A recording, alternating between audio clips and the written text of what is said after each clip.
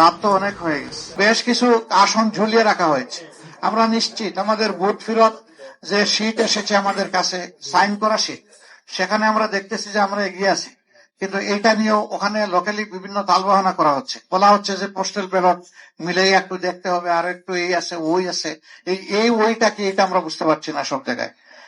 এই ওইয়ের বাইরে এসে আমাদেরকে একটা ক্লিয়ার মেসেজ দিলেই আমরা তখন বলতে পারবো যে আমাদের অবস্থানটা কি। অনেক কিছু তো হয়েছে, অনেক কিছু হয়েছে, কিন্তু এখনই আমরা এই ব্যাপারে কোনো কিছু বলতে চাচ্ছি না।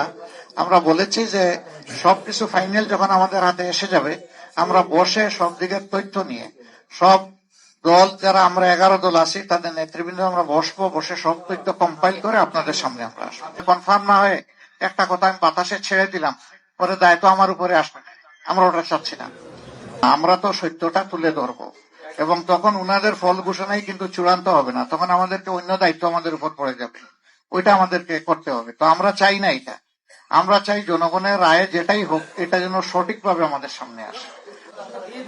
না, আমরা তো তাদের সাথে যোগাযোগ রাখছি, সংশ্লিষ্ট লেভেলে রিটার্নিং অফিসার যারা ওখানে আমাদের লোকরা বসা আছে, যে আপনি রেজাল্ট দিবেন না কেন, রেজাল্টের শীট আপনার হাতে এসে গেছে, আপনি কেন এটা পেন্ডিং রাখবেন।